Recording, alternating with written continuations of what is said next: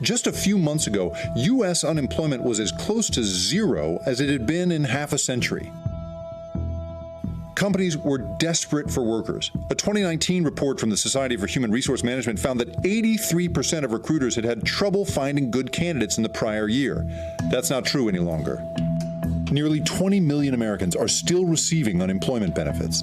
The majority of people that applied for unemployment now are under 40. Under 40. What does that tell you? Those who are the poorest among us, who live from paycheck to paycheck, they're the ones that are paying the price for this. It's important to understand, many believe the road back to full employment in this country is filled with part-time jobs.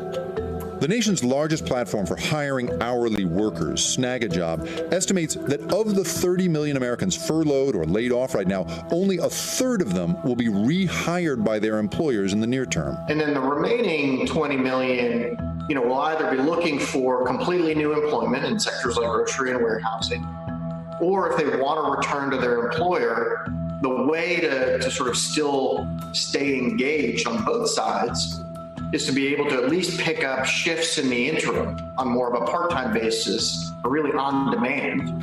It's not clear that there will be enough jobs for everyone anytime soon. But the good news is that there are already jobs for people with new skills that can be acquired quickly. Lots of companies need IT support professionals. There's just not enough of them. Well, it turns out getting into an IT support job doesn't require a college degree. It just requires training. Coursera offers 4-year degrees in things like computer science, even an MBA. But if you need a job as soon as possible, there are shorter certificate programs. The Google IT certificate is a big one.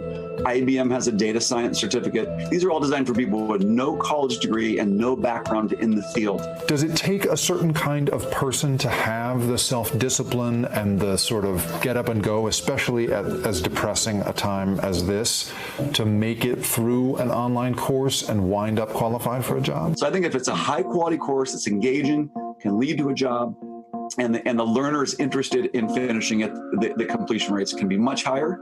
But to your point, it does take effort. So if you've been laid off, grieve, be angry, go ahead. But then try, if you can, to build your skills. Don't just assume you're going to get called back. Don't just assume that you got 39 weeks of unemployment and you're getting as much or maybe even a little bit more than you did before. Use it wisely. Even in a good economy, it's been hard for people on the low end of the income and education spectrum to move into higher skilled and higher paying jobs. If you put a 4-year degree requirement on a job, you are automatically screening out 76% of Black people. You are automatically screening out 83% of Latinx people. You're automatically screening out 82% of rural Americans. We have a choice.